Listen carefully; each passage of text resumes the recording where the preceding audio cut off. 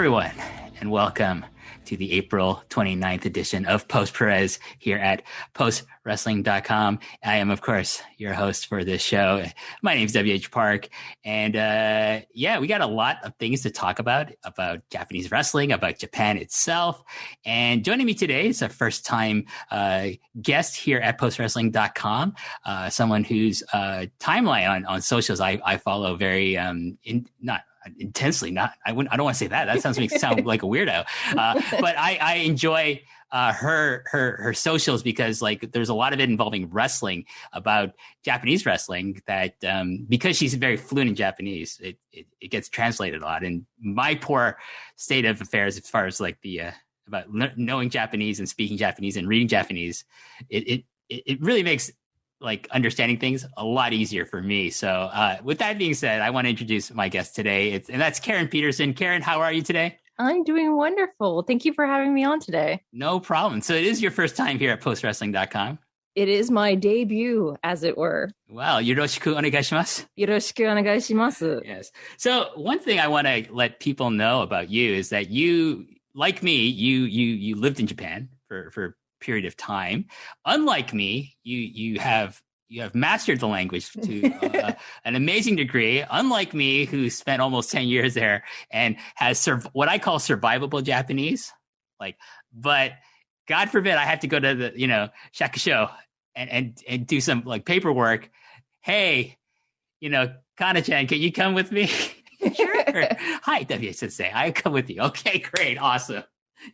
Or Yumiko Sensei, can you go with me to the city hall? Yes. Okay. I need to go to the doctor. I need to call somebody. That's very much the relatable life of an ALT, especially one out in the rural parts of Japan. Right. So for me, I was living in Tottori, which is one of the leastly densely populated and most rural prefectures in all of Japan. So the way I look at it and explain it to people is that I could not go to a McDonald's and order a cheeseburger with a picture menu without knowing some semblance of Japanese. And there was nothing more humbling than having a group of my students behind me in line who had to help me and then proceed to tell everybody at school the next day that I couldn't order food at a McDonald's, which is American fast food. So I started learning and studying very hard right after that. I mean, I was very lucky. I lived my first time in Japan, I lived in Osaka. And then my second time in Japan, the last round was like in the Shizuoka prefecture in the city of Numazu. And I had a lot of support, like not only from coworkers, but from my students / friends who were more than willing to devote their time and efforts to helping me out if I really, really, really needed help. But, I don't need that kind of help anymore back in Canada. I need different kind of help here in the city of Toronto. Don't we all? Well, yes. Well, I think Ontario is a special case these days. But anyways, one thing I wanted to bring that up is like, one thing you provide for a lot of people who follow you on Twitter, especially, I would say, is that you do a lot of translation of different like tweets put out by mainly I think New Japan Pro Wrestling. Would that be fair to say?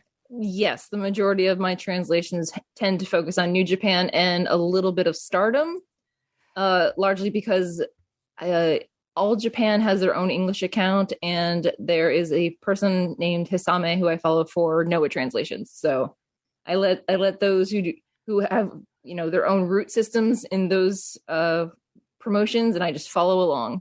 Yes, we have. We've had Hisami on the All Japan Misawa biography show. Great guest, and definitely someone whose work I follow for Pro Wrestling Noah as well. But I think one thing I wanted to really kind of let people know, when when Hana Kimura died last year, one of the accounts that I really followed very closely was yours, because you made the effort to really kind of get the real information out there, instead of having some of these accounts Google Translate something that they found from some tweet from Fuji TV or something like that, or some other person, and then all this misinformation getting out there. You took the time and effort to listen, you're going to go to Kyoko Kimura's account, you're going to see what she has to say, and you're going to put it out there for the wider range of fans to get the real information about what went down with Hana Kimura and why she committed suicide and things like that. So that's something I want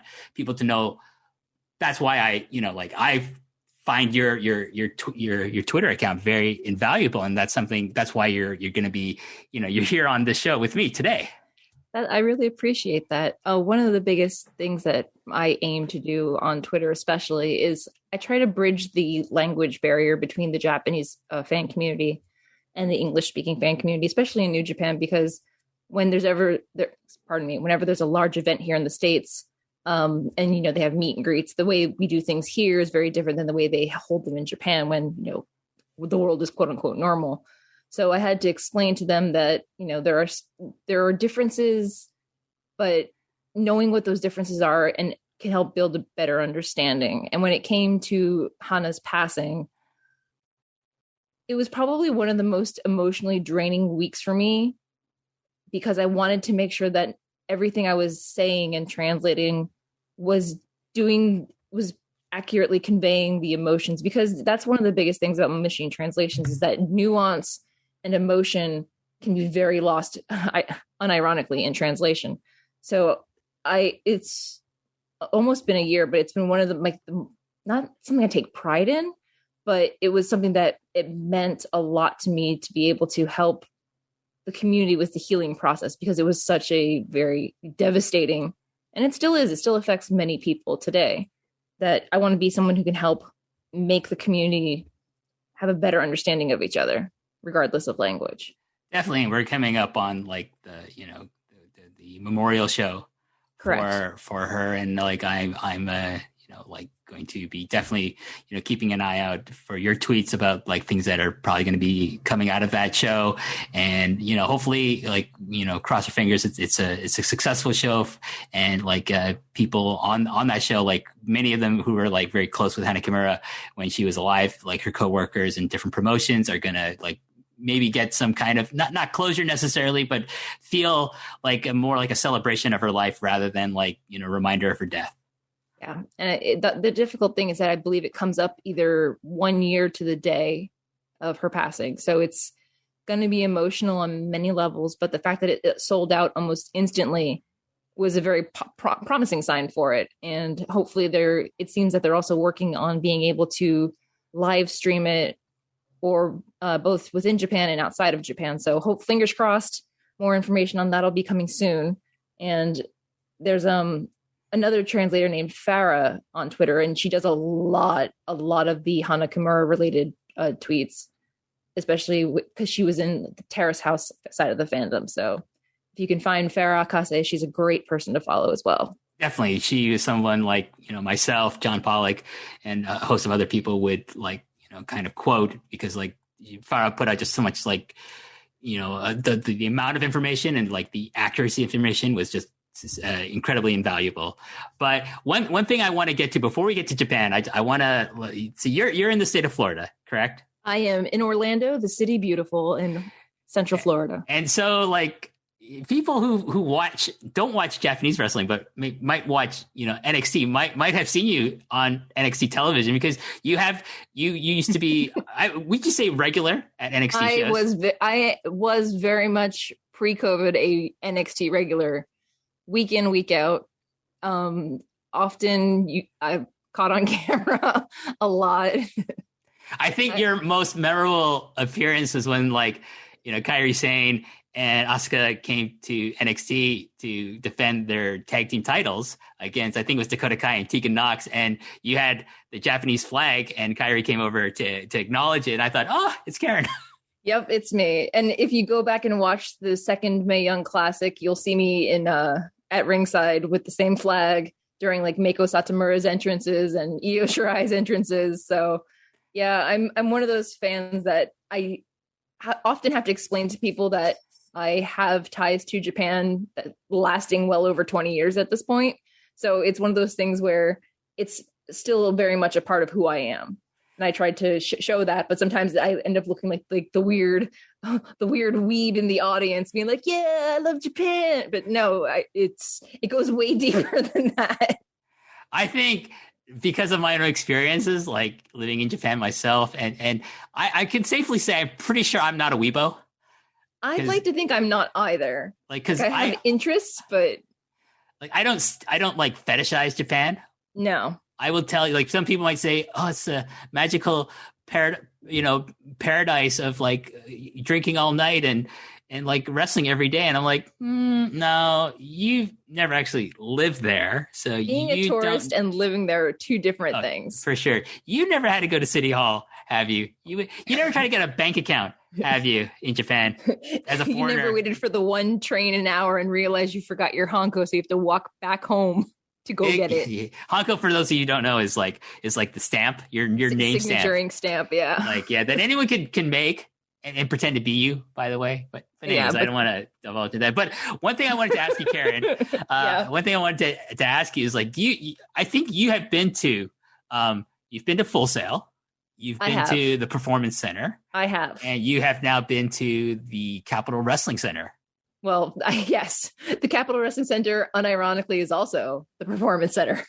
But it's the same exact room with just the setting rearranged. But yeah, I've been through to I guess you could call the three iconic NXT related venues in Orlando.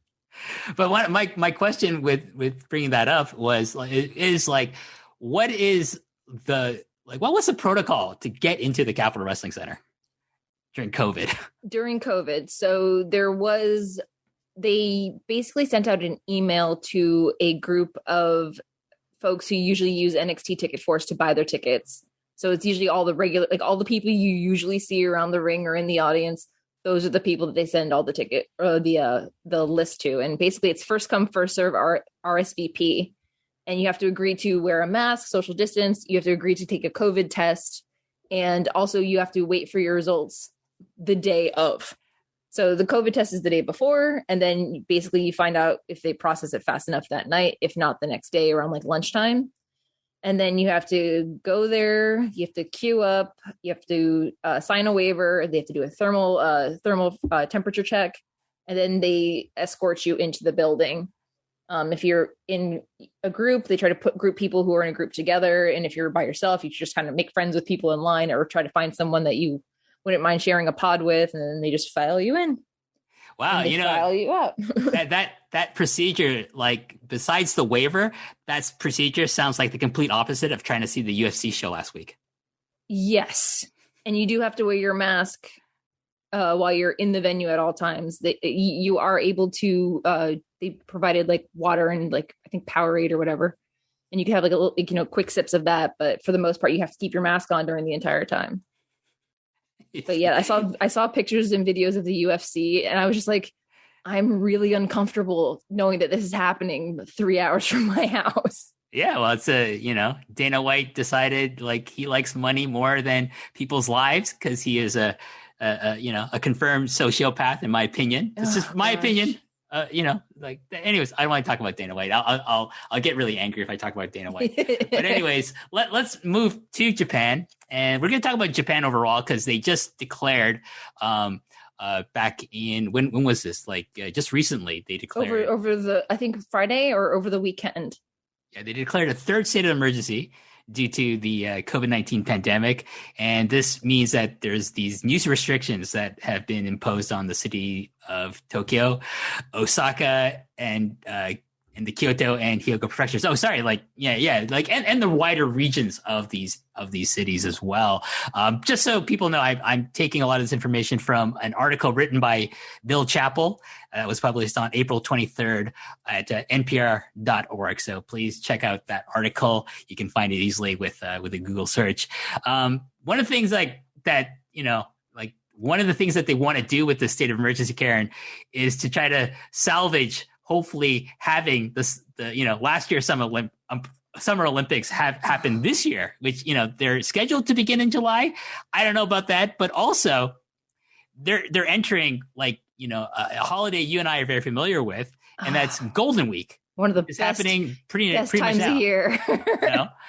So Golden Week, for those who don't know, please explain it very quickly. Golden Week is a series of national holidays that are all strung together. And I believe actually the 20th, it's either today or tomorrow, it starts it off with Showa no Hi, which was I guess the start of the Showa era. And then there's Children's Day and I think there's couple of other ones, but there's like 4 or 5 days. So it ends up having like almost like a week off of work and school, and everybody gets to go enjoy it. Basically, it's like a spring break that's built into the national calendar. Yeah, so for a lot of like, foreigners who work in Japan, especially like language teachers, this is like, oh my God, we get a full week off from work. Amazing. Like for Japanese people though, it might be like a lot of the people I knew who worked corporate were like, oh, I got 3 days off. Well, you don't have a full week? No, it's just normal. You're supposed to have a full week, but you don't get a full week because it's Japan, and it's corporate Japan, which is like one of the worst places to work in the world, Yes, I hope I never have to work corporate Japan ever again. It was a soul-sucking experience. Oh God, that was my last job. But I mean, I didn't have to be full corporate, but there were like aspects of it like, ugh. Anyways, so the emergency measures for the state of emergency, it's not a full lockdown. That you would see like in other places, but there are limits on restaurants and other businesses. For example, like mainly entertainment businesses, right? Like so bars or karaoke places, they're asked to close entirely. And then other establishments will close at 8 p.m. So I guess like places like, shopping centers and movie theaters and things like that, are asked to close at 8 p.m. But there's no enforcement of this, Karen. That's one of the big problems about Japan. It's like, oh, we'd like you to do this, but if you want to. If I could quote Pirates of the Caribbean, the rules are more guidelines, if you will. Exactly. And these are in effect right now, and they're supposed to run through at least May 11th. Correct. Maybe longer. It means that they could extend it probably up until the last minute. They could choose to extend it longer if the COVID numbers don't go down. So they basically want everyone to have a staycation for Golden Week. Correct. In Japan. That being said, are they going to suspend the Shinkansen, the bullet train? I don't know. I don't think so. And that's one of the problems with the spread of COVID is like if you see any photos or videos of people going to work in Tokyo, it's the same. There's no social distancing. You are basically in a petri dish on a train of viruses. If one person on a crowded train in rush hour traffic in Tokyo has it, it's probably likely that, say there's like 20 people crowded into one car, probably 15 of those people now have COVID. Yeah, the concept of asymptomatic transmission is very difficult for a lot of people, not just in Japan, but like around the world to understand. So it's one of those, like, even now, even if we're vaccinated, it doesn't mean we can't get it or we can't transmit it. It's like the flu. You get a flu shot, you can still get the flu. You know what I mean? Exactly. It's like I'm almost fully vaccinated. I'm wearing my mask. After I'm fully vaccinated, I'm still wearing my mask, and I still washing my hands all the time too. So because like I think it's just smart to do until like the curve is entirely flattened. Like just be, cautious. But the companies in Japan, they don't see it that way. Oh, you still have to come to work. We still want you to, work in the office and not work from home, even though like probably a lot of this stuff can be done remotely from the safety of people's homes. But anyways, one thing that we also have to mention here, Karen, is that there is no widespread vaccination plan in sight for Japan right now. Just yet, no. There are fewer than 850,000 people in Japan that are fully vaccinated. And if you think about that, there's over 126 million people in Japan. That's frighteningly low. Yeah, from what I've gathered, it's mainly frontline healthcare workers and those over the age of 65 who have been vaccinated, or those are the people they're focusing on vaccinating first. And the other thing to keep in mind with Japan is that their health ministry has authorized only one vaccine. That's the Pfizer vaccine. Neither Moderna nor AstraZeneca are slated to be used in the country. So, Pfizer has to try to provide as much vaccine as possible, not only to like the United States, Canada, the United Kingdom, where there's a huge demand for Pfizer, like in pretty much every country. That's like the top brand that people want. That's one I got. That's one I got. But they have to try to, provide for, over 100 million people in one country. And like, I don't think that's going to be happening like fully anytime soon. Like Japan has to kind of open up to Moderna and AstraZeneca and whatever else comes along in the market. Like I don't see like Japan being fully vaccinated for a long, long time. It's just one of those things where do you want to prioritize the public safety over, a brand loyalty?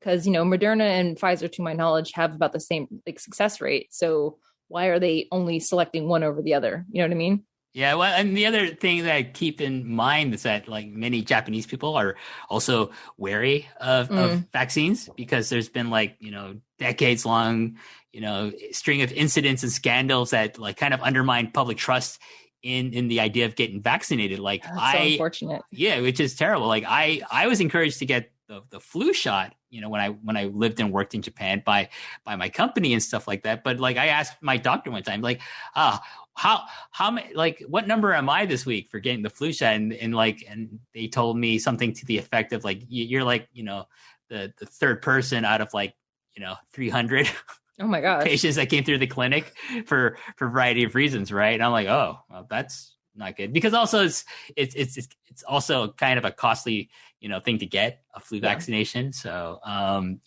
even with like, I think a really nice health system that they have over there, like it's still kind of pricey to get the flu shot. But let's move back to the Olympics. So one thing that they want to do, they want to have these games. It was just last month that the organizers of the Olympics said no international fans will be allowed to attend the games this summer. So like they're not going to let people fly in for the Olympics, which is probably the smartest thing they have announced, Karen, about the Olympics being. It's probably the only smart thing they've announced. So there is that. So unlike Dana White, they're not going to open it up to everyone, and cause a super spreader event in their own country. But, just the final point I want to make about the state of emergency is that overall, Japan has reported about 560,000 coronavirus cases and 9,800 COVID-19 deaths, according to the government data, which, by the way, I have to tell you, like, you take all that with a grain of salt, because generally speaking, Japan likes to underreport as much terrible things that happen to their country as much as possible, so they look better in the international community. I can't even tell you how underreported most like crimes are in that country. Yes. It's the concept of saving face. So it like they say, 560,000 coronavirus cases. I'm going to say it's probably double that. That's my guess, But let's move on to wrestling and how like the state of emergency is going to, affect the different wrestling companies we're going to talk about today. We're going to start off with a favorite subject for you and I here, Karen, and that's Shinihon PURORESU, New Japan Pro Wrestling. And one of the things that, the state of emergency has resulted in is that, New Japan has canceled 3 of its Road to Wrestle Grand Slam Tour shows that were going to happen at Korakuen Hall, May 8th, May 10th, and May 11th. And my big question is, does this really matter in the grand scheme of things anyways, if these shows are canceled? Honestly, with as difficult as things are right now, I think it's actually good for them to get some rest more than anything else, between, other like Hiromu being out and Okada's, back being an issue. I think everyone's getting like they're doing a lot of Korakuen shows in succession.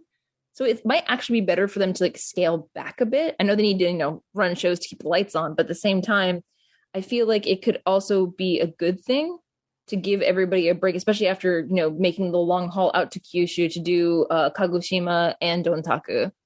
I think it's also, sorry, go ahead. Oh, it's just one of those things where I don't know how much time that leaves them to build any stories going into the Yokohama Stadium show on the 15th. That's my biggest concern. I mean, I don't think they're going to have much. I don't think there's going to be much story development happening on these 3 shows anyways. Like to me, like I'm on record saying, I think this is one of the worst booking periods in the history of this company. And I lived through Inokiism, in the early 2000s. To me, it's like you talk about giving the roster a break and the staff a break, and I totally agree with that sentiment. But the other thing I think that's good is it gives the fans a break, like how much money do they think their fans in Tokyo have that they're going to run all these Korakuen shows? And it's reflected in like, you'll see the attendance figures are like really down, like for the Korakuen shows. And it's because there's like an oversaturation, and like, like at some point it's like, well, what's the cheapest ticket going to be for Korakuen Hall for New Japan is like 5,000 yen, like, which is about like $50, $60, right? Like, do they think people have like, $500 to spend on like the amount of Korakuen shows that they're going to run? And I'm not just talking about the ticket itself. I'm talking about like trying to travel, transport, there, hotel, food. It's one of those things, like if they want it to be sustainable, I don't know if running this many shows is going to help or hurt them. Like, I understand that they can't travel around the country very much because they are living and working technically in a hot zone in Japan. So it's one of those things where it's great when they get to travel outside because that means they can have bigger audiences. But I just feel like maybe people are getting burnt out on Korakuen just because of the price of it.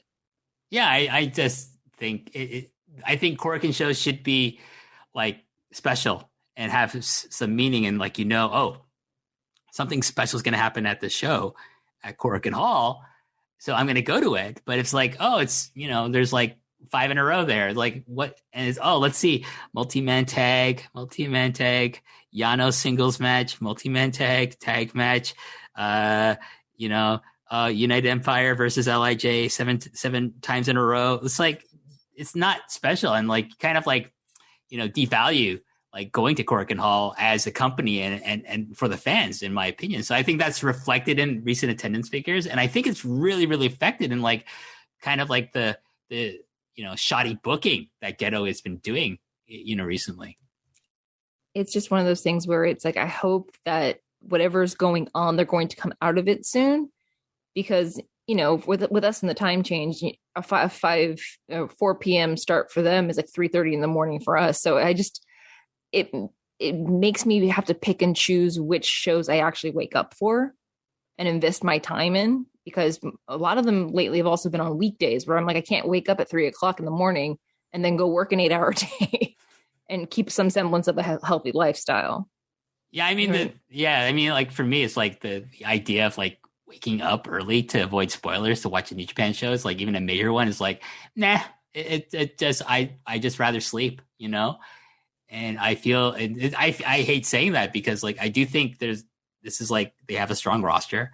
I think they're like them trying to elevate people, on their roster can be exciting, but it's just like, I don't feel the excitement that I would normally feel like. And I don't necessarily blame this on COVID either. I just think, like they're, Gedo, to be fair to him, he's trying to match this insane schedule, like to meet the business end of the office, what the office wants. And I think, it's taken its toll on him. I also think he's been in the job too long. I think bookers have, a certain shelf life to them. He's been doing it for, how long now?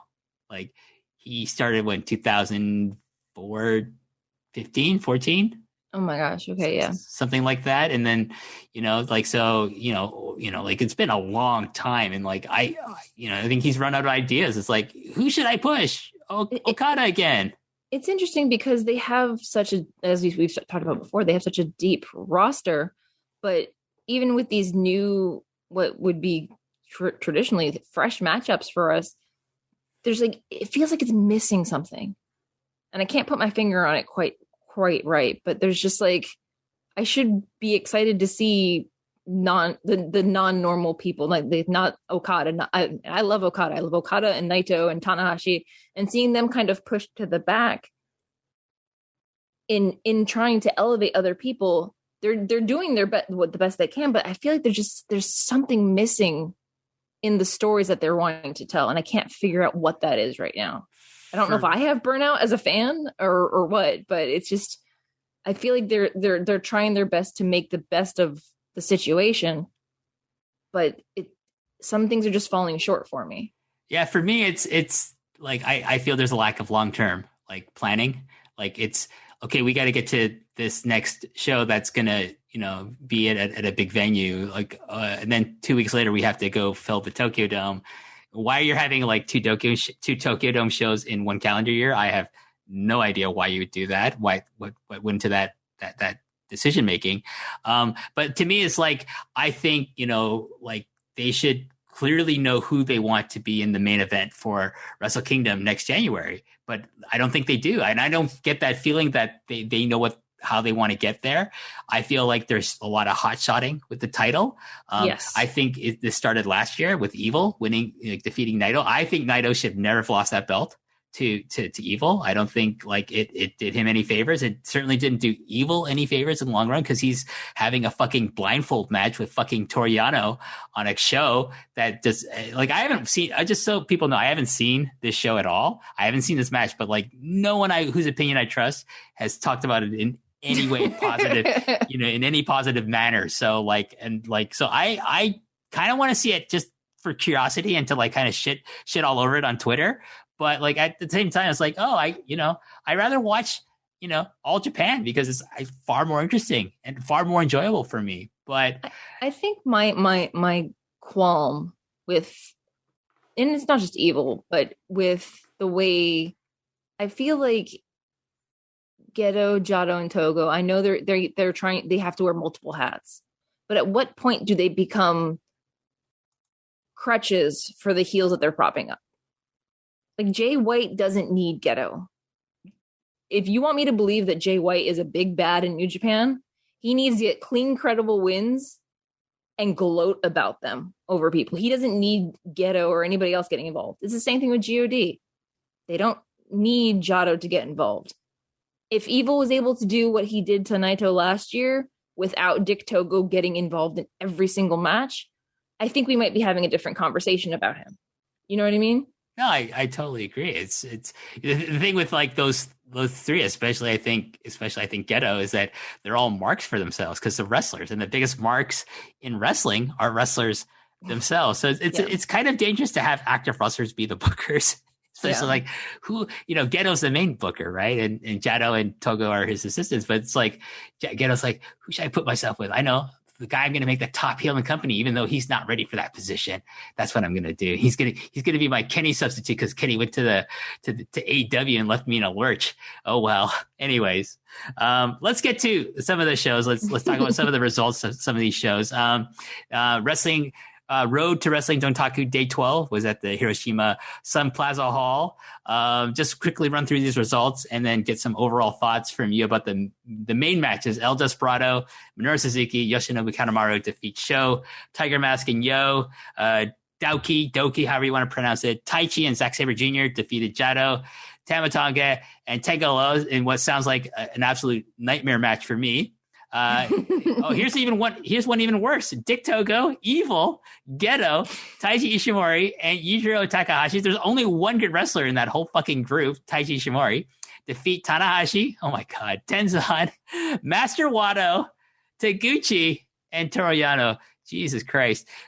Jeff Cobb and Will Ospreay defeat Bushi and Shingo Takagi. Sonata defeated Aaron Hanari. And Tetsuya Naito defeated the Great Okan. And I heard, no, Karen, I haven't seen this. Did you watch the show? I did. I heard the Sonata Hanari match was like 30 minutes long. Was it? I was probably half asleep for it, because it was like early in the morning.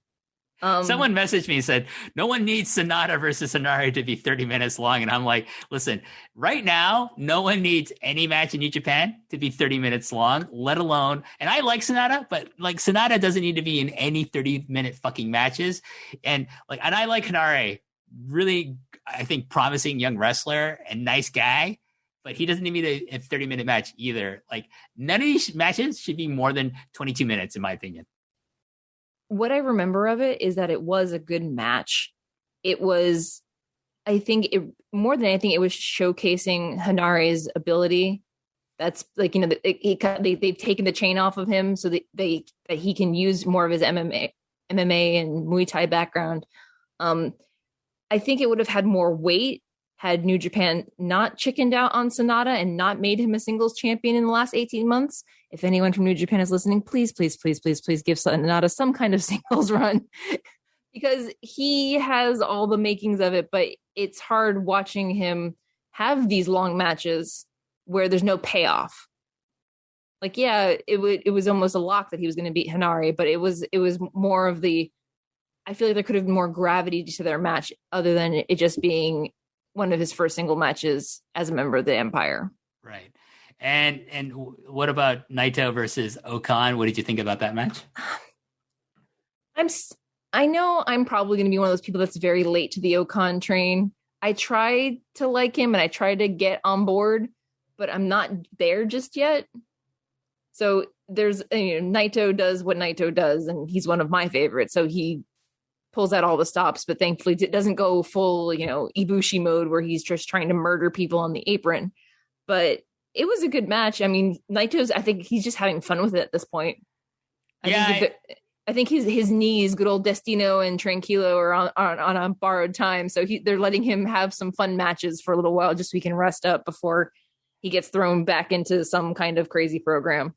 Like, I don't hate Great Okan. I don't love him either. Like, I'm kind of like very agnostic about him. I'm just kind of waiting to see like when he's going to kind of like step up to the push that they're giving him and like the position that he's supposedly supposed to fill in the company, which is like the next main eventer, right? So I'm hoping like he rises to that occasion and doesn't go the route of evil, like who's now like a mid-card comedy wrestler. Which is really sad because like it's hard to watch.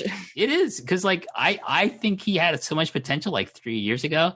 I was in Osaka, Karen, when he beat Okada in the G1 match. Like I remember that. I was in the audience, and that audience was like, and I was part of that audience. Like it was like, oh shit, we've seen the the emergence of a future main eventer, and yeah, he was a main eventer last year, but he was like also one of the things that I hated about the company last year. So I really think that putting him with a manager is probably what sabotaged a lot of it. I hate to say it because it's frustrating to watch because I know he has talent, but yeah, the whole comedy, I'm a bad guy heel, but I do a lot of comedy at the same time. Just, it really turns me off to it. I think he's just like, like it's his chick is just lazy. It's like I'm not even going to try anymore to have good matches because like I'm stuck with all this garbage I have to do in all my matches with Dick Togo and my own, like a lot of his own shtick from before, like with the chairs and like, the other stuff he's got, and it's all the ball shots and stuff like that. It's all like, I just like, if I see the name Evil, it's like, I don't want to watch this match at all. But do you have anything that you could recommend from the show for people? You said Sonata Hanare was good and Naito versus Okan was enjoyable. Anything else from the show, or is it just a two match show? I mean, I enjoy the 3K and Tiger Mask versus Desperado Suzuki and Kanemaru, but that's just a personal preference. Largely because of the return of Yo and everything else involved with that, because I'm a huge 3K fan. But I also love seeing Suzuki fight just about anyone. He could fight a broom and I'd be happy to watch it. So I mean, Minoru Suzuki fighting. Open the show with that and fast forward a couple of matches then. Oh, I mean, like Minoru Suzuki like fighting, Grumpy Tiger Mask. That sounds like fun. It is. It was a good time. It's always a good time. So I have a question to ask you about Yo and his new gear. Like when I saw it, I was like, oh my God, he's turning heel. This totally looks like heel gear. Okay. So he was on Show's podcast for the first time since Show launched his podcast right after Kushida left. And he does talk about the change in gear and the change in music and all these choices that he made. But the funny thing that he said, and I wish somebody would have from New Japan proper would have translated it, was that basically he said, Show started wearing black well before I did. So if anyone's turning heel, it's going to be him. Because Show started wearing the black and yellow for Best of the Super Juniors when he was doing like the caution sign side of his shocking Fujin or Raijin character. So it's he wanted to do something different, something that's more authentic to who he is. This is me just guessing around about it. I think part of his new costume helps cover up whatever knee bracing and taping that he's having to wear. And that it could be more of like protective for himself as a character. But he also is very into fashion. So that could be another bit. 'Cause I feel like he's trying, if him and Sho are going to, what everyone's expecting them to do is start splitting apart or going their own ways, or one's turning heel and one's not. But black's also his favorite color. So that could be another thing. But I think he's trying to make it more so they're also, as a tag team, more consistent in color and design. So like their new logo is all black, white, and yellow, as opposed to silver and gold and red and gold and black. So if you're gonna, obviously it's probably gonna happen is a 3K split's gonna happen. Like, yeah, it's coming. I'm bracing myself for it. So which one do you turn heel? Yo would make the better heel. I think so too, because I think he has more like natural charisma, like pro wrestling charisma. He does. I think Sho is a natural, like kind of like straightforward character, and I think he's like his like characteristic that I think that really dominates throughout his matches is like his struggle to get the win, and I think that's perfect for like your baby face. And I think Yo just has like that kind of that charisma that can turn into smarmy charisma. Yes. And so I think he's going to be way better suited to become a heel if that's the direction. Now what do you do with him in terms of like a faction? Do you put him in a faction that exists right now? Yeah, my gut is telling me he's going to go somewhere that I don't want him to go, which means he's going to go to the Empire. Another thing that they discussed on Sho's podcast was that, the reason why he had quit social media and he backed off of everything, because, he had to sit at home and watch the guy he joined the company with, the person he spent most of his career with, excelling on his own without him.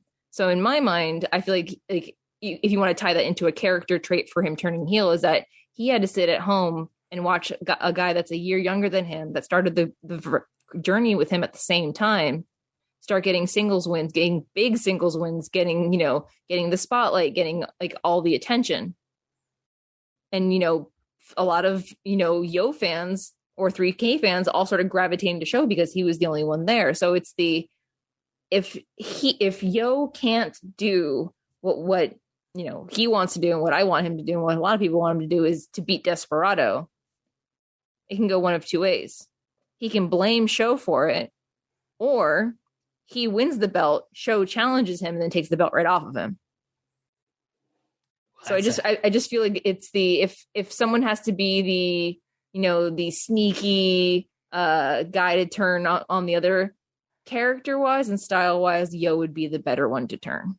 Right. I kind of would hope that like you can play into like the history of like them starting in the company together and like being dojo mates, and like kind of tie it into like their other dojo mates, which would be like Jay White and David Finlay. Like I would love to see, like, if that happens, like if he turns heel, that not that I want anyone to join the Bullet Club, but like maybe pair him with like Jay White. I think that you have a lot of chemistry there because they're naturally. Put him with Ishimori.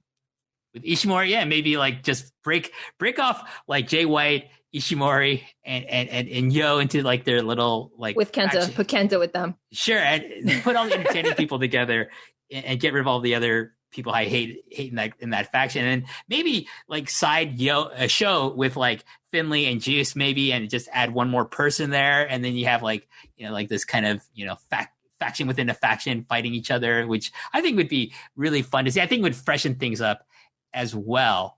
But let's go to two more shows. Let's talk about the Wrestling Satsuma no Kuni shows that happen in the Nishihara Shokai Arena.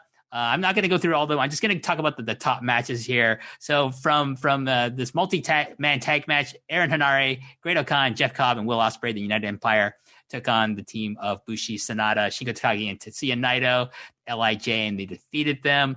The King of Pro Wrestling 2021 match, Toru Yano, the champion, Karen, the champion of the King of Pro Wrestling title, whatever the fuck that is, defeated Evil in some kind of blindfold match that I don't even think about. And the IWGP Junior Heavyweight Tag Team Championship, Sho and Yo, Roppongi 3K, defeated the champions. Or no, they were the champions. They retained the titles over the former champions, El Desperado and Yoshinobu Kanemaru, which I pretty much thought, Desperado's the junior singles champion. He doesn't need to get the tag team titles back. So that was kind of a foregone conclusion. Now you've seen this show, I assume? I have, yes. And what would you recommend? Live. What would you recommend to the listeners? So if they haven't seen besides the main event, in besides which my boys, retain their belts. I think the 8-man with LIJ versus the United Empire is a good match because it's, even though I'm not the biggest fan of the unit as a whole, there are people in the United Empire that I'm fans of. But it's also seeing LIJ doing what they can to help elevate and create new stars, because that's what we were talking about before, is that, they need to start focusing on the long-term booking of the company. You need to focus on building more people because, at some point, Naito's going to need to step away. Tanahashi's going to need to step away. And Okada might need to step away because of his back. So it's one of those things where they have to start thinking about, yes, we have all these great people that are the faces of the company now, but where is New Japan going to be when they hit their 50-year mark, 55-year mark? What can we do with the people we have to create something new? And I think this particular match starts to show that it's not a changing of the guard, but it's starting to pull in and more importantly, pull up other people. And I also love it. I also love a good Young Lions match. So you know what? I'm going to also say watch the opening match, because those Young Lions, they're out for blood, and I'm here for it. Yeah, I mean, Yota Tsuchi, Uemura taking on Gabriel Kidd and Grumpy Tiger Mask. I love Grumpy Tiger Mask. That sounds like fun. I might watch that. I too like a good Young Lions match, especially since they're not saddled with some stupid gimmick or character, and there's no storyline. They're just going to go murder each other. That's a great storyline in of itself. Let's look at night 2 here. Let's see. Just the two top matches. There wasn't any title matches. Shingo Takagi, Tetsuya Naito took on Great Khan and Will Ospreay, and the main event. To me, I want to see this main event. Tanahashi and Ibushi took on the team of Hanare and Jeff Cobb, a team that I think should be going, trying to go for the tag team titles by the summer. I think if you put them on these two, you would really freshen up what I think is a promising tag division with Juice and Finlay. If you have these guys and various combinations of different talents together, do it. Let's just put some new blood into the tag team, title situation. The scene is just so stale. It's God again, and I don't want to see them fight Dangerous Tekkers ever again. So let's have Hanare and Cobb, which I think would be a badass, hard hitting tag team. Let's see them get the tag team titles and just hold them for 6 months at least. There was something very bittersweet about watching that match, that main event match, because, both Hanare and Cobb were in Hontai with Tanahashi and Ibushi. So it was another instance in which, the main eventers or, the faces of the company are doing what they can to help elevate and build a foundation for the next generation of talent. I really enjoyed that match. Yeah, I mean, I think it's, Cobb, I think, has finally, I was not a big fan of the stuff he was doing last year, either on Strong or in New Japan, because, I think he wasn't allowed to be what he should be. And that is, a guy who's just overpowers people and, people can't figure out how to defeat him because, not only is he, incredibly strong and powerful, but he's incredibly athletic and agile, and he can do high flying moves that. But that should be like a heelish character, not a baby face. So he shouldn't be losing matches is what I'm trying to say, and he shouldn't be going off his feet.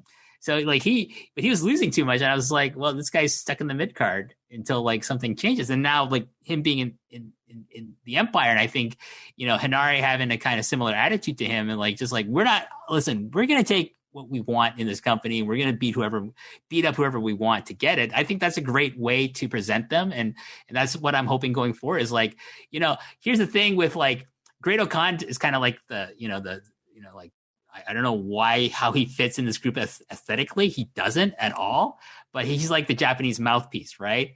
Ospreay, the problem with Ospreay for me is that his character, I think he's a great wrestler and I think his matches are good, but I don't buy his character at all. It's a pseudo warmed over, like really cheap version of Ric Flair. That's what his character comes across as me. Like, I don't believe that he's got a lot of money. I don't believe that he's like sophisticated or anything like that, because he's not. Because he when he cuts a promo, he sounds like a fucking dork. And like, his wrestling is amazing, but his character is shit. And I don't want to see a shit character be the IWGP champion, even if their matches are like things that I can enjoy watching. It's just like, well, he's still a dork. That's the underlying thing that crosses my mind when I watch his matches these days.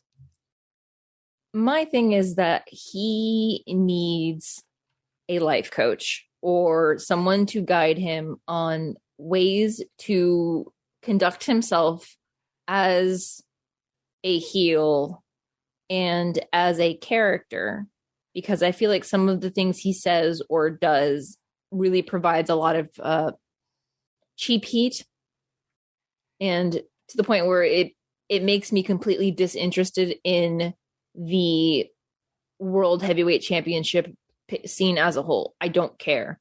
And, Shingo is one of my favorite wrestlers to watch, but I could care less because I'm resigned to the fact that he's not going to win that match. No. So I have no interest in watching anything that involves Ospreay. Yeah, I will watch the match, but I won't get invested in it. You know what I mean? That's my kind of thing with Ospreay matches these days. Like, I think, plucky underdog was a much better fit for him, because like at the very least, because all his moves are babyface moves. Yeah. he's wrestling as heels. Like, well, you shouldn't be doing this move, or this move, because they're meant to elicit a positive response from the fans, and you're trying not to do it. They still do, because those are the, like, his wrestling is very formulaic to me. Like, I feel like he has a checklist that he has to check off. This move he has to do a Cheeky Nando's, and he has to do a Oz Cutter, and he has to do like 3 or 4 other things, and there's always a pattern and a placement in the match that he has to do these things. Yeah, I don't want to see an Ibushi Ospreay match for a long time, just so I never have to see that fucking like reverse Frankensteiner. Oh no, the reverse Frankensteiner that Ospreay lands on his feet, and then you get the camera shot in front of Ibushi over his shoulder, and he's like surprised. It's like, this is the 3rd fucking time this has happened in your fucking matches, dude. Why are you surprised that this happens? Anyways, I don't want to get into that, but one thing that came out of like this main event is that Kota Ibushi challenged Jeff Cobb to a singles match for the first night of Wrestle Grand Slam on May 15th in the Yokohama Stadium. And this is kind of like for him to get revenge for the post-match attack that Cobb laid out, Ibushi, after Ibushi lost the IWGP Heavyweight title to Will Ospreay. And then, let's take a quick look at some things that are coming up both in Japan and in America for New Japan. So in Japan, we have, Karen, we have Wrestling Dontaku, May 3rd and 4th at the two nights at the Fukuoka Convention Center. Have you ever been to Fukuoka, by the way? I have. I when I was a flight attendant, I used to lay over in Fukuoka. So I used to go to the SoftBank Hawks games. It's one of my favorite cities to visit. I got to do a weekend trip there to see All Japan Pro Wrestling, actually, at the now sadly defunct Hakata Star Lanes. And I was just like, man, this city's awesome. I would totally fucking live here because like it's chill. It's very convenient to live chill. in. And my God, the food is amazing in Fukuoka. So good. We also have the aforementioned Wrestle Grand Slam at Yokohama Stadium on May 15th. So 2 weeks later at Yokohama Stadium. Then we got the Road to Wrestle Grand Slam May 22nd, maybe. We'll see if this happens, to May 26th. And this is going to lead to, Karen, like the event I'm dying to see, May 29th, Wrestle Grand Slam in the Tokyo Dome. And the main event of that has been said. It's going to be Kazuchika Okada taking on whoever is the winner of Will Ospreay versus Shingo Takagi. So it's going to be Okada versus Will Ospreay, because New Japan are not going to be brave enough to put the belt on the guy they should have put the belt on last year, and that's Shingo Takagi. And then from there, Kevin, from the beginning, from there we start the road to Dominion. Can't fucking believe this. Dominion being on schedule for June 6th, about a week after the Tokyo Dome show at Osaka Joe Hall, if that doesn't get canceled because of state of emergency. What a schedule. That is a lot of wrestling. The only thing that makes me sad about this whole entire schedule is that there's no Best of the Super Juniors listed, because May to June is usually Best of the Super Junior season. So I'm just gonna cry a little bit in Super Junior for a bit. They're not gonna have Super Juniors like happen in the Tokyo Dome. Why that come on, that takes priority over like one of their I know best tournaments that fans actually get excited about, like I know. Why would you do that? But one thing we will I want to talk about before we move on away from New Japan Pro Wrestling is that we just heard the announcement that Jon Moxley, the current and defending IWGP United States Heavyweight Champion, will defend that title against New Japan Dad, Yuji Nagata, on AEW Dynamite on May 12th. And it's going to be, Moxley's fourth defense of this belt following his wins over Juice Robinson, Minoru Suzuki, and Kenta. And so your general thoughts about this development of like Yuji Nagata going to Daly's place in Florida to face Moxley. And keep in mind everything we talked about before. Yuji Nagata is probably, I'm not going to say definitively, but probably not vaccinated. He's going to go to a hot zone basically in Florida. And he's probably, unless he's left already, there's probably no quarantining. And when he goes back, there's probably going to be no quarantining. So I don't know what to think about it myself. Like, I'm sure the match will be fun, but like, just to kind of like, they couldn't think of a different way to have this match happen. I guess like for Big Tone, he said, listen, we want to have this match on Dynamite. And then it's like fucking New Japan said like, okay, we'll send Nagata over there. The way I look at it is that if that's going to be the stipulation, they need to let Nagata get the win. I need Blue Justice to become my IWGP U.S. president. I want him to take that belt and somebody put him in a bubble so he's nice and safe in Jacksonville. I don't want him getting sick or catching stupid from any of the COVID anti-maskers and truthers or whatever, but I have so many feelings about it. I know that they've brought other talent from Japan, from the Tokyo Joshi Pro girls, and Takeshita from DDT. Yes, I wanted to call him Take, but I'm like, I know there's more to his name than that. It's one of those things where it's like, I know that they're probably keeping them safe, but if they're not doing like an ROH style bubble where they're putting them in a hotel away from everything and sequestering them and keeping safety is my biggest thing about this whole thing. So I would like them to, I know they love Moxley and I love Moxley too, but like we talked about previously is that having a match with Moxley is a marquee event. It doesn't need a belt. It does not need a belt. It's like fighting Jericho or fighting Tanahashi. Fighting that person is a main event match. See, or at least an upper card match. My theory, I was thinking about this is that, with recent developments with Kenny Omega winning the Impact title last Sunday on Impact show, it's like I was thinking about like who they gonna get to beat Kenny? Like who's gonna beat him clean? And I'm like, no one. Like there's no one in Impact that if I was Kenny Omega, I would let beat me clean for that title. Or if I'm Tony Khan, there's no way I'm letting my guy, Kenny Omega lose to like some fucking Impact jabroni. It's like, they're going to do a fuck finish. They're going to have interference. And who should interfere? Moxley. But why would Moxley interfere in that match? He's going to lose the United States title to Nagata on Dynamite because of, Ken Chan and the Young Bucks, or the Good Brothers, who are the fuck, want to come in and like beat the shit out of like, Moxley, and then like put Nagata on top for him to win the title. Cause I do think you're right. I think, Moxley doesn't need the belt. And at this point, it's kind of embarrassing to have that belt on him when, before you stripped him of it, because he couldn't make the defense. So it's like, get the belt off of him because he doesn't need it. And like, you don't know when you're going to get dates on this guy in Japan itself.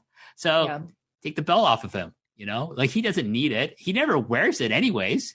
He, outside of like the match he had with Kenta, he never wears that belt. So it's like, it might as well not exist. So put it on a New Japan guy, have Nagata stay in the United States. Let him go to LA, hang out in the dojo, bubble there. Maybe he wants to go see Kushida while he's still in Florida. Who knows? Maybe go surfing a little with Shinsuke. I don't know. But, get surf justice. Exactly. But just, that's what I think is a possibility of happening, like booking wise, is that, Nagata wins the belt because Moxley interferes in that match. And then because Kenny interferes in the match, Kenny and the Bucks or whoever interfere in the match. And then, this sets up Moxley interfering in a future title defense that Kenny has for the Impact title that he loses the belt for, So that's what I think, why it's a possibility. Yeah. That Nagata has a good chance booking wise to do this. Like, otherwise, why would you have it on Dynamite? You know what I mean? Yeah.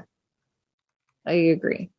All right. So any final thoughts about New Japan before we move on? I just hope everyone's happy, healthy, safe, and that I can survive the devastation of Roppongi 3K eventually breaking up. You'll be fine. I'm sure.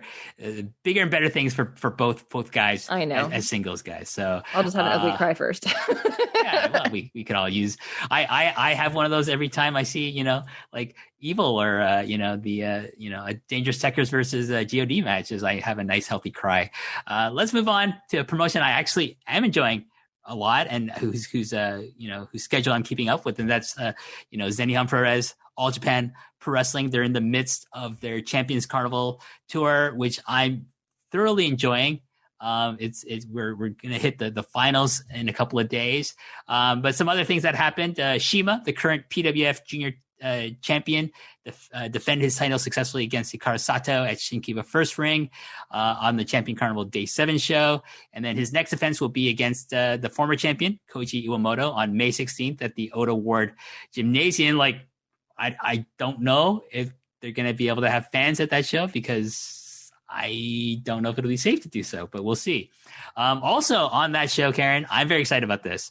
Not only will it be Shima on that show, but his stablemates in the Strong Hearts, El Lindemann, Issei Onizuka, and T-Hawk will make their AGPW in-ring debuts. And I'm been wanting to see the Strong Hearts come to All Japan. Like, one of their other members, Shigehiro Irie, he's in there. He's a member of Purple Haze, but like, he can just leave that, join up with the Strong Hearts. And when Shima showed up, I'm like, oh, Strong Hearts are coming. But they didn't arrive. But now, May 16th, Strong Hearts. I'm very excited about this. I'm excited about that. So also, the interesting thing to note is that, like, if Strong Hearts can be regulars, like semi-regulars in All Japan, because they are contracted wrestlers with the promotion called GLEAT. But GLEAT doesn't really promote that many shows, so like, maybe it's like, hey, go get a payday over at All Japan, and when we need you for a taping, in an empty arena, we'll call you so we can put up on YouTube. And so that's fine. Like, if like All Japan and GLEAT can have a talent sharing relationship, which is like, see what seemingly they're doing, because like Akira Francesco is going to appear on a future GLEAT show. So like, I'm all for that. Like, hey, like, let's get these guys more exposure. Let's see. Also on that show, the newest rookies from the All Japan Dojo, these twin brothers, Jun Saito and Rei Saito, will debut against Big Japan's Daisuke Sekimoto and Yasufumi Nakanoe. And I think this is really telling, like, that, they picked like the two of the bigger names, two of the bigger stars from Big Japan to debut these rookies against. Like, if you saw their promo, they're these two tall twin brothers who Twin Towers is more like it. They're massive. Yeah, they're massive. And I'm thinking they must see something in these guys. They must be like impressing in the dojo, because otherwise you would just debut them like any other rookie and like getting the shit kicked out of them by like Ishikawa or Suwama or, like Jake Lee or something like that. But no, they're gonna put them in a ring against the current, Big Japan strong champion in Nakanoe and the Big Japan legend in Sekimoto. So I am very, very curious and very, interested into seeing what these brothers do in their debut match, Karen. I'm excited for it too. Like, as we've talked previously, I am very much a novice when it comes to All Japan Pro Wrestling. So of course, I choose the busiest time of the year, the Champions Carnival, to get involved and say, hey, I'm going to binge watch this promotion I've never really gotten into. Where can I start? And I'm just like, I'm absolutely hooked. And I'm very excited to see what's going to be coming on after this carnival finishes. So we'll talk about the last 2 days, day 8 and day 9. We're going to just talk about the carnival, the matches. So in day 8, we had Yuma Aoyagi defeating Koji Doi. Zeus defeated Shotaro Ashino. Jake Lee defeated Kohei Sato. Suwama defeated Shinjiro Otani. And Shuji Ishikawa defeated Kento Miyahara. From all accounts, I especially following Striga from the Eastern Laird, his Twitter. He's been praising the day 8 show matches, and so I'm very excited to get around to watching these. I kind of fell behind everyone. I was keeping up, but the last 2 days kicked my ass. So I'm gonna catch up this weekend on watching these shows, hopefully before the finals happen. Day 9. We had Koji Doi taking on Zeus, which I heard was a really hard-hitting match, which I can believe. But it went to a double countout, which I'm not a big fan of. But I can see, for points like that, why they would do that. Sawama defeated Shotaro Ashino. Shuji Ishikawa defeated Jake Lee. And Kento Miyahara defeated his, partner in their World Tag Team title team. Yuma Aoyagi, which I heard was a really, really good match. These two have excellent chemistry with one another as partners and as opponents. So, Karen, let's look at the standings right now. So in first place is Jake Lee with 10 points, and then Kento, 10 points, Kohei Sato, 10 points, Suwama with 10 points, and Zeus with 10 points. Following that is Shuji Ishikawa and Yuma Aoyagi, both with 8 points. At number 7, Shotaro Ashino, he has 6 points.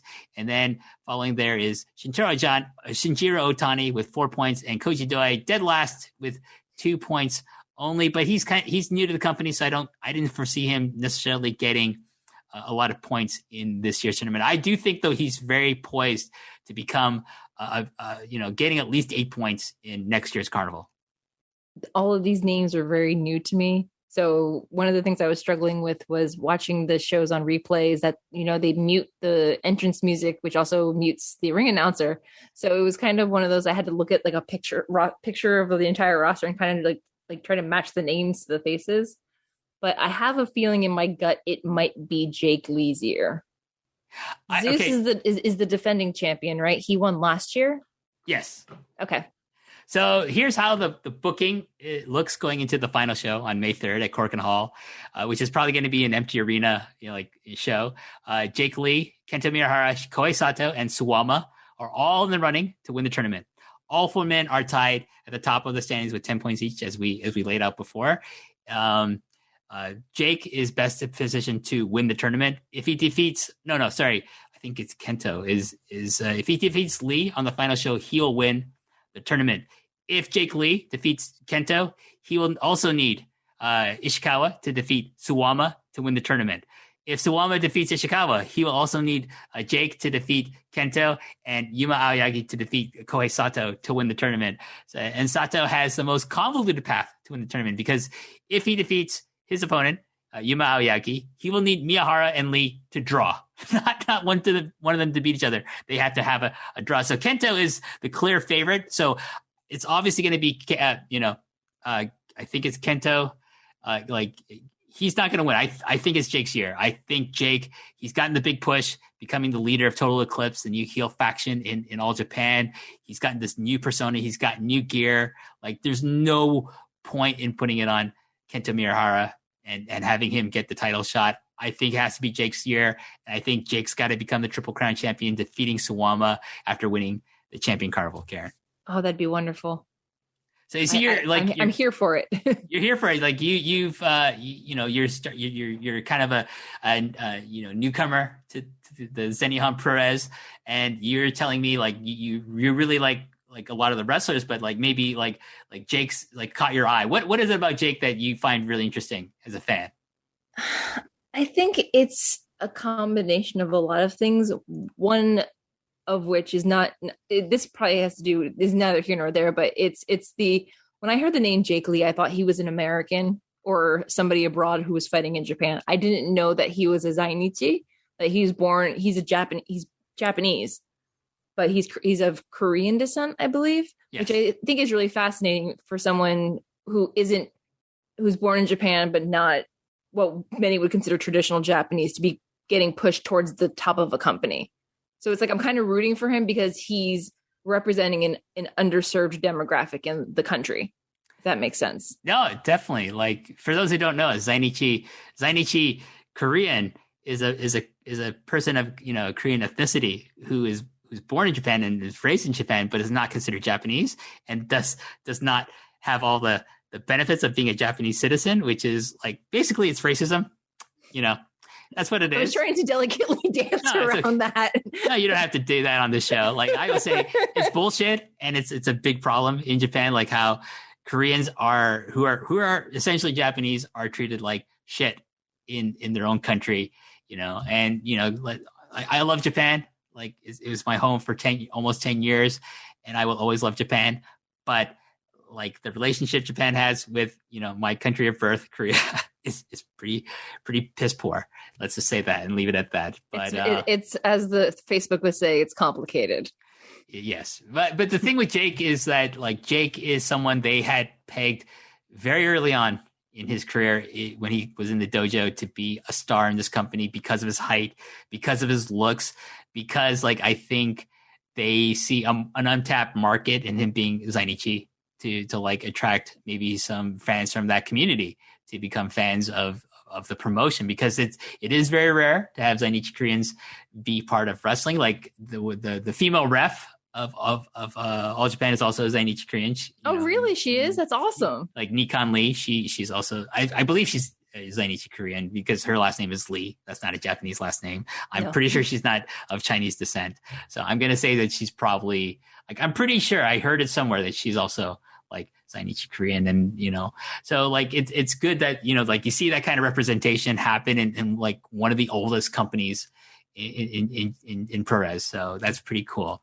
Let's continue with some more news from All Japan. Some bad news, unfortunately. Like, Shinjiro Otani, he will miss the remainder of the Carnival due to a broken right arm he suffered in one of his matches. He had a two wins, 4 losses, 1 tie record before the injury. He will lose his remaining 2 matches against Kohei Sato and Zeus via forfeit and finish with 4 points. And I got to say, it's a real shame that he's not going to have the match with Kohei Sato, because they have so much history together, because, like, Otani was his senpai, his mentor in when they were both part of 0-1. And it's like, so like you could have really played that up, and I think was probably going to be played up in their match, but we won't be seeing that, unfortunately. And I gotta say, this year anyways, not this year. Maybe next year. Like, you know what, like, I gotta say this about Shinjiro Otani, Karen. Like, he had some of my favorite matches of this tournament. He had the best matches on the first 2 days of the tournament. On day 1, he had an awesome match with Yuma Aoyagi, and on day 2, he had another great match with Kento Miyahara. But he had probably like probably my favorite match, more my second favorite match of the entire Carnival, on day 7 against Shotaro Ashino. I absolutely loved that match. If there's one match like I would, like, you want to say, how does, if you're familiar with Shinjiro Otani, but you don't follow him because he's in 0-1, and you want to, like, what's a good match for me to, like, see what he's like still, WH? Well, watch day 7, Shinjiro Otani against Shotaro Ashino. My God, what a showcase for both guys, but especially for Otani, and definitely check out his matches against Aoyagi and Miyahara. And for me, sticking with Ashino here, one of the most interesting developments to come out of like the match that Ashino and Suwama had was like they agreed to form a new tag team, essentially. And I'm really excited about this because I love like senpai kohai tag teams. So if I get this right, Ashino is Suwama's kohai? Not like more like an age way. The age wise. Okay. Like what's interesting about like them is that like both are like, students of Keishimuto. Okay. So Suwama started, like, he trained in the dojo during the tenure of like Keishimuto as the president of All Japan. And, and then Keishimuto left to form a new company called Wrestle One. Yes. And Suwama stayed. And in Wrestle One is where Shotaro Ashino debuted and where Shotaro Ashino became like kind of the ace of the Wrestle of Wrestle One, and like so he's kind of considered like most people who came up through the Wrestle One dojo to be students of Keiji Muto, along with like people like Kaz Hayashi as well. But it's so they kind of have that Muto connection with one another. But like just in terms of age, like obviously Suwama is a grizzled vet, and like Shitara Shino's, he's I don't even think he's had 10 years in the business maybe. So how old is Ashino? Is he like in his late 20s, early 30s, mid 30s? I think he's in his 20s. Like, hold on, let me quickly do this. Shitara Shino. Okay, let's see how old Shitara Shino. He's 31 years old. If he gets rid of the beard, makes him look so much older. Like, yeah, if he gets rid of the beard, like you'd be like, wow, he got to be like 28 or something. No, he's 31 years old. But I mean, like Suwama's like in his like 40s. So he's kind of Suwama's more like kind of an age peer of like Tanahashi. Got it. So you have that. So anyways, like I just think they're like very different wrestlers, but I kind of want to see if they can gel and have like good chemistry with one another as a tag team. And I gotta say, Suwama, I love Suwama. I've never turned on Suwama. People from like, oh, he's too old now, blah blah blah. I don't want to be Triple Crown champion. I don't think he should be the Triple Crown champion right now, but I'm okay with him being it because my God, every time he has a title defense, it's a great match. So that's all I care about right now. Is like. You don't desecrate the belt that you hold by having shitty matches. And like Ashino is like, to me, the future of this company. And so I'm really excited. Maybe we're going to see like finally, because he's associated with Suwama, that Ashino is going to get that push that I think should have happened last year and that he should be at a higher level this year. But maybe this is like, they wanted to break him down and then rebuild him. Maybe this team with Suwama is really going to help with that. I'm very excited about it, Karen. I hope so. It sounds very promising for him. So let's move on to Pro Wrestling Noah. We talked about their champion, Keiji Muto, and they just had a big show, The Glory 2021 at the Nagoya Congress Center. And so I'm going to run through the entire card. Hajime Ohara, Seiki Yoshioka, and Yohei defeated Atsushi Kotoge, Daisuke Harada, and Yasutaka Yano. Are you a fan of the Rattels, of the former Rattels, Karen? I have been very stressed out by the size of Noah's junior division. There are so many people in it. I am more on the Kotoge Harada side of the junior division. I appreciate the Rattels' appreciation and affinity for Guyliner. They're not my style, if that makes any sense. Oh, I absolutely hate Yohei and Hayata. Like and Taisuke. I mean, they're all different factions now, but like I remember like last year I was at the Noah at Korakuen Hall and the Rattels were there, and I was sitting next to John Pollock, and I said, he's like, who are these guys again? I go, I hate that guy. I hate him. That one I hate more, and that one I hate the most. And that would be Taisuke. I hate Taisuke the most out of the Rattels. Yohei I hate.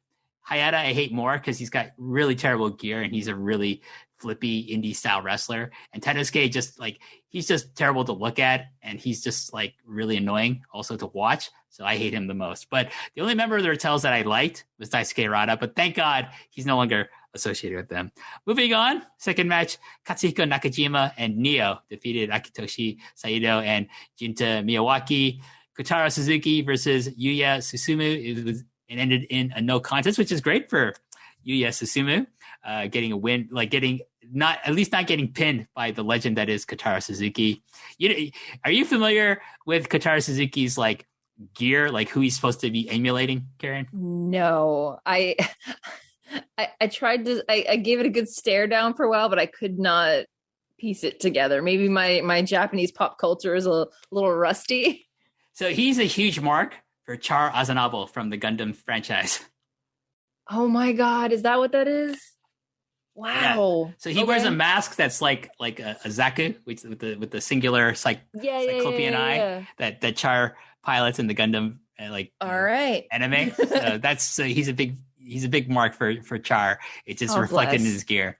Kazunari Murakami, Kazushi Sakuraba, and Kendo Kashin, Inoki Jino Federation defeated Masao Inoue, Muhammad Yone, and Shinya Taniguchi, a match I have no desire to ever watch in my life.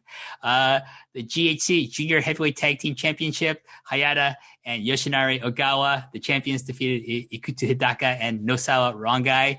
And then after that match, Seiki Yoshioka and Yohei came out to challenge for the titles, Karen, but they didn't get a firm, answer from either, Hayata or Ogawa. So we'll see if that actually happens. That match actually happens, which it probably will, right?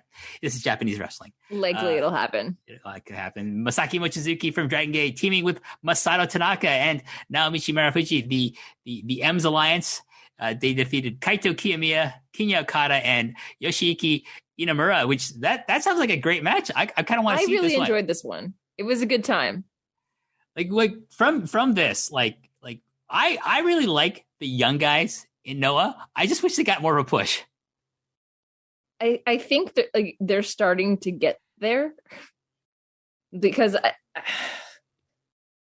again, it was one of those things where I was watching it and it was on paper, it kind of looks imbalanced between the age gap alone, but it was a really, really, really intense match. And I'm also a huge Marufuji fan, so that really helped. That helps. I think that you're gonna be happy. You're definitely happy about the outcome of the main event. But before we get to that, excuse me, just clear my throat there. GHC National Championship match. Kazuyuki Fujita lost, thank God, to Takashi Sugiura. All is right in the world of Noah again for me. Balance has been restored. Yes, the force is in balance in the galaxy. After the match, Kazushi Sakuraba challenged Sugiura and you got to remember these two were tag team championship partners before, and that's going to have a match. They're going to have a match for Sugiura's new belt on May 30th at the Oda War Gymnasium. Did you watch this match, Karen? I did. It was really, really good. I was watching it on my patio while I was having my morning coffee, and some of the chops in there, I was like, oh my gosh, I'm hoping nobody in my neighborhood thinks I'm getting beat because they were just so loud. All right, so that sounds like I might actually watch it. There wasn't any staring contest, was there? No. They go right to work. Oh, thank God. I hate Fujita's staring matches. And finally, the GHC Heavyweight Championship. To no one's surprise, Keiji Muto, the incumbent champion at he's over 60 now, isn't he? I believe so. I believe he's 61. He defeated the much younger Masa Kitamiya, but that's not a surprise. Kitamiya, I like Kitamiya. The dude's a tag wrestler. He's not a single star. He defeated him. And how was this match? It was one of the better recent Marufuji matches. Or Marufuji, pardon me. I got Marufuji on the brain. One of the most recent Muto matches I've watched. Well, okay, I will definitely check that out. And then, speaking of Marufuji, Karen, yes. He challenged Muto after the bout, and that match will take place at the big Cyber Fight Festival, which is like the joint show for Pro Wrestling Noah, DDT, and TJPW. That's going to happen on June 6th at the Saitama Super Arena, maybe. Depends. But I'm really excited about this, Saitama show that Cyber Fight is putting together with its three brands of Noah, DDT, and with TJPW, and it's going to be interesting to see which companies, which brands matches are going to be in the top spots on the show. Personally, I think this one should be the one to close the show, but I'm biased because of the three promotions, Noah's my favorite. But what I liked about Marufuji when after the match happened, he tells commentary because he was on commentary for this match. He's like, I'll be right back. I got to go take care of some M's Alliance business. And he goes over, he gets in the ring with all the guys. And then he turns around and just challenges Muto. He's like, oh, well, while I'm here, I might as well just get to this part. So it was very smooth of him, but also very sneaky at the same time. Now, do you think Marufuji is going to be the one to dethrone? God, I hope so. Muto? God, I hope so.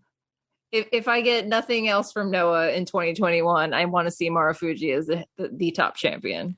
Because so let's see who so Muto beat Go, who had an epic title run, and he lost to man with no my darling knees. Go. Yes. He lost to man with no knees. He beat Kiyomiya. Yes. And he just beat Kitamiya. And so, like, if, like, the only thing I can see if he beats, if like, I honestly don't think Marufuji's going to beat him. I just don't see that, like, that being the overall plan. Yeah. I think the only person who I think has a remote chance that I think would be a great go-to for being the champion right now is Nakajima. Wouldn't be mad at that either, because he's another favorite of mine. Like the man with the Cheshire smile, you know. So the one who's like, let me step on your neck and smile for the photographers while I'm doing it. Sure, he's great. Like I love him. He's so great. Do you remember when he was like a cherub faced young lad, and then he got a perm and grew a goatee, and then he just started smiling? I was like, and he just started getting all crazy and dark, and I'm here for it. He's one of the guys that when he ditched the wholesome, clean cut baby face, it worked so much better for him. Oh, for sure. He was such a like a boring champion when he was he was kind of like beige curtains. He was like, he's there and like very useful, but not very interesting at the same time. Yeah, he's interesting now. His character now. Yes. Instead of being Kensuke Sasaki's protege, he's now his own man. He is his own man. So that's been good to see. So I think for me, like Nakajima seems like the one they're probably going to go with. And I think they've been very high on Nakajima for the last year and a half or so. And I got to think if like Muto didn't show up, and you know the reason why, you know, like everyone knows what I think is that because Nosawa is a confirmed mark for Muto. He's always has been his entire life. So like, oh yeah, Muto-san, I'll definitely make you the GHC champion. Can you take me out drinking with you later? Yeah, let's go. Come on. You know, that's probably what happened. That's how probably he negotiated for himself to win the belt from Go in one of the stupidest decisions ever. But I'm just glad that Go is getting the surgery he needs and time to rest his body, because he had one heck of a 2020. He did. He really laid it out for the company. And you know, like to me, it's like the second best title reign after Kobashi's epic title reign for the GHC title. Absolutely. So definitely go get your rest, bro, and come back and start chopping the shit out of people. Yes. But take it easy, man. Like the reason why he has like terrible shoulders is because he does too many chops. Yes. Too hard. He chops too hard. He chops too hard. Oof. You know, he needs to like. I hope I'm never on the receiving end of one of those. Never ever. He needs to learn the Roderick Strong way of chopping, where he doesn't ruin his shoulders. Maybe. Yeah. Or get robo shoulders that do all the work for him. That's they can do that as well. But let's move on. Final company we're going to talk about, and that's Big Japan Pro Wrestling. You don't follow this company at all. I don't. Like from what I know of them, they tend to have more death matches style kind of wrestling and more hard hitting style wrestling, and it's not really my cup of tea, but I will listen and learn. Sure. So, it's more talking about Big Japan because they kind of been affected a lot by the state of emergency. They've been holding their Ikitosen Deathmatch Survivor Tournament, which I've watched none of because it's so intense. I don't. What does Ikitosen mean? I don't even know. I'd have to see what it looks like in kanji and try to translate it. Maybe you'll send me a message and I'll let people know on a future episode. I'll do my homework and see what I can find out for you. Well, thank you. Appreciate that. One thing to note that the final two shows for their Deathmatch Survivor show matches will take place, hopefully, for them at their show on May 16th at Korakuen Hall.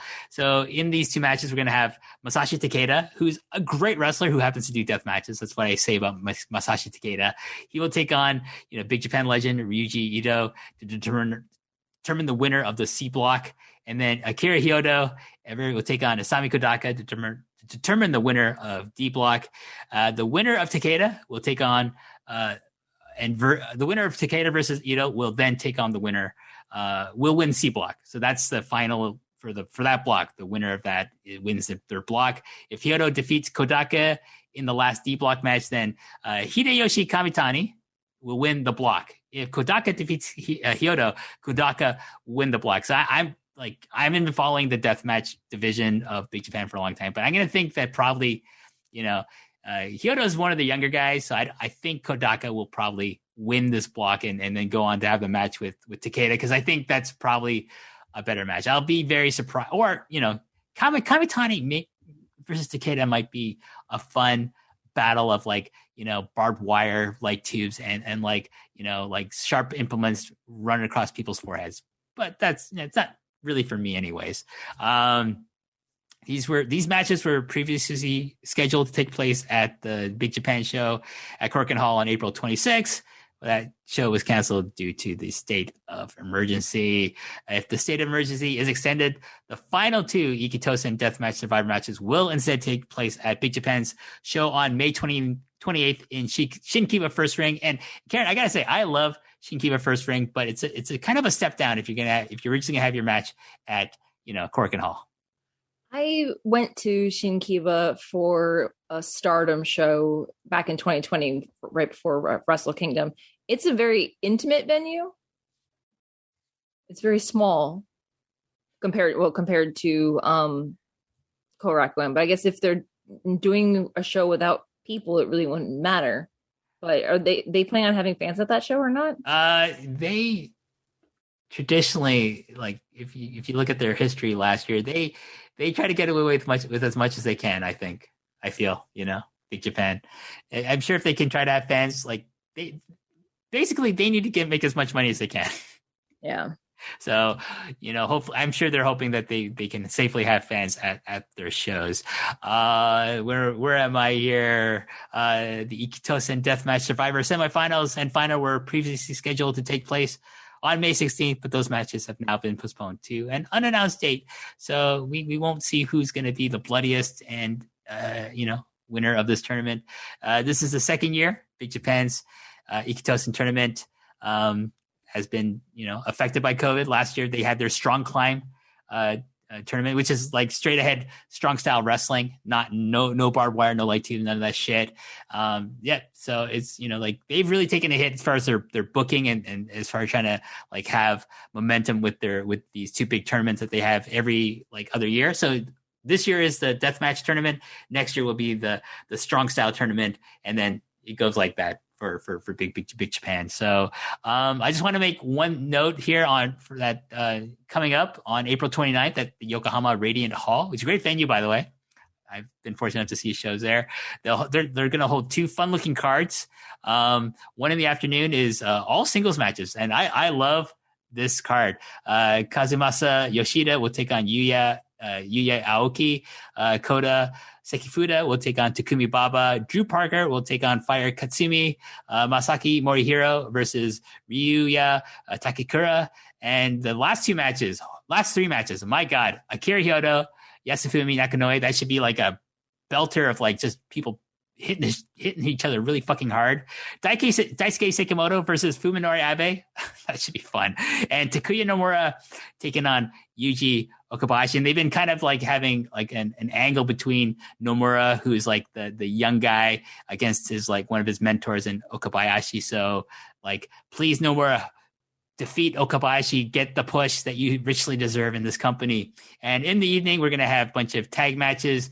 Akira Hyodo, Kanekuro Hoshino will take on Kazuki Hashimoto and Kazumasa Yoshida. Abdullah Kobayashi and Yuichi Taniguchi will take on Jackie Numazawa and Ryuji Ito. Masaki Morihiro and Yasufumi Nakanoe will take on Shigehiro Irie and Yuji Okabayashi, which is a really fun tag team that they have in Big Japan. Chris Brooks and Drew Parker will take on Daisuke Sekimoto and Yuya Aoki. And if this was 2000 and 2018, Daisuke Sekimoto, I'd feel really bad for both Brooks and Drew Parker. But he doesn't hit as hard as he used to. But this should still be a fun match, Karen. So are all these styles, again, I'm unfamiliar with it, are these matches all just regular straight up wrestling matches, or are they going to have weapons and stuff? No, I think definitely the afternoon show is all strong style.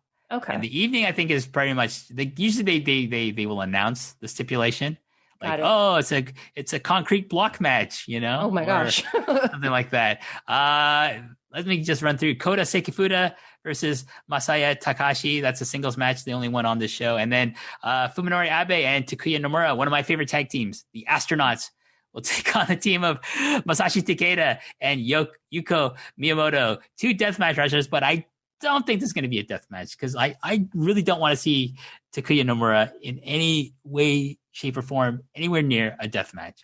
And one last note is that, one of the other promotions that has been affected by the state of emergency is 01, who are postponing their show on May 8th in Kumamoto to an undetermined date. So yeah, that's all the news and notes and kind of thoughts we've had in the last, run of shows that have been happening in Japan the last couple of weeks. Karen, overall thoughts, like you've been keeping up with All Japan and Noah. Is it like, are these kind of like your, like things that you're really interested in going forward to just trying to keep up with? I am. I'm very excited. I think it's like we're talking about, wrestling burnout and stuff like that. Is that I feel like it's I always enjoy learning new things and learning about new things. So this way, I'm expanding the scope of my wrestling knowledge and what I want. Now I'm already in my mind planning my next trip to Japan. I'm like, I want to go to this show. I want to go to this show. But at the same time, I've also realized I've got certain types of wrestlers that I'm really into. Like I have I like my aces and I like my, not morally gray, but like the loner kind of anti-hero guys. And then I have my like babyface juniors that I like absolutely adore. So it's fun because I'm like starting to find, like, as I'm watching these other promotions, I'm like, oh, this person is like this person in New Japan. This person is like this person. And I'm like, wait, I'm developing like I'm finding that I have my own patterns of preference, as it were. But it's making it interesting because it makes me want to learn more about, not to draw direct parallels, but to try to find out more about the person I'm learning about versus who they're like kind of like the substitute for in the promotion I watch the most. I mean, I think that's natural. I was like that when I would like branch off from when like my gateway is kind of like, like New Japan. And then I'm watching like All Japan. I'm like, okay, this guy's like the Hashimoto of the group, and he's the Chono, he's the Muto. Oh wait, I can't think of it that way because then it just falls apart. Okay, that's Misawa. Okay, he's Misawa. That's Kawada. That's Kobashi. That's Taue. That's Stan Hansen. That's Johnny Ace. Okay, they're not. Okay, it's different. Okay, I can appreciate this for that and this for that here. Oh, and this Pro Wrestling Noah. Okay, that's different from New Japan in the 2000s, da da da da. So I think as you watch more, you're gonna get your own kind of fandom for certain wrestlers and just like and appreciate them, not because they remind you of another wrestler you like in a different promotion, but like I like this wrestler for this wrestler. Yeah, but it's a little overwhelming all this at the same time. Right. I do think, someone like Shotaro Ashino in All Japan is someone like you'd probably, if you give him a chance, you're probably like, something about this guy I like. Well, Ashino has been one of the names that has been cropping up on my timeline as like, this is the guy you need to watch. Okay. And then I watch him and I'm like, oh, I see. Yeah. He's one of the ones that falls into one of those types of wrestlers I really like to support. So yeah. We'll maybe check back with you on a future show. Come back to do another episode of Post. Absolutely, I would love to come back. And we'll get an update on like, okay, Karen, who have you been standing in the last couple of months, and then you'll give us a report on. Are you a deathmatch queen yet? No, yes. No, I'm not. I pass out at the sight of blood. That's never going to happen. Are you a fan of the garden shears being stabbed into someone's forehead? No, and not those tiny like bamboo sticks either. Oh God, I hate that stuff. Not the light tubes, none of it. No, I've been to, I've been to them Big Japan shows live. I've seen death matches live. It's not for me. Like if you like it, that's great. Knock yourself out. Just for me, it's like, I just like my wrestling to be between two people or four people or six people, and they're just hitting each other with their bodies. That's fine enough for me. But Karen, thank you so much for appearing on Post Perez. Like, we'll definitely have you back on. I think some great insight, like a lot of the cultural takes. This is kind of like why I wanted you on here for like I learned so much just listening to you talk about like, especially like the like Roppongi 3K and like, oh my God, that's what they said on their podcast. I didn't even know. So we have that. But where can people find you if they want to like, they want to say, oh, I want to learn more about like what Karen has to say about like Japanese wrestling? If you feel like giving me a follow, you can find me on Twitter, Instagram, and Twitch at Hey HEY Karen KAREN Sensei SENSASEI. Yes. So yeah, Hey Karen Sensei. Ask me stuff. Follow along. Stuff. Yeah, but you don't also treat me like Google Translate, please. No, like because that's one of the things that happens a lot. Is like, hey, can you translate this? I can, but you could just. Here's the thing: if you want Karen to translate something for you, you should ask her what her fee is. People should be paid. Your translators. People should be paid for their work. Thank you. I appreciate that. This is something that she worked very hard to become a master of the skill. She should be compensated for it. So if you're listening to this and you think, oh, what does this part in this book say in Japanese? Well, you know what? If you wanted to translate it, consult her for a fee, okay? And then she'll give you a price, I'm sure. You can find more of me at WHPark9, and where I like to make fun of all the wrestlers I don't like, and get people angry at me. So I know no one ever bothers me. It's really funny, Karen. Like I had my friend Davey Portman not complain to me, but just say to me like, "Oh yeah, I didn't praise the Kenny Omega match against Rich Swann enough," and so like all these people are coming after me. I'm just laughing. He's like, "I'm getting all the hate you normally get." I go, "I don't get any hate.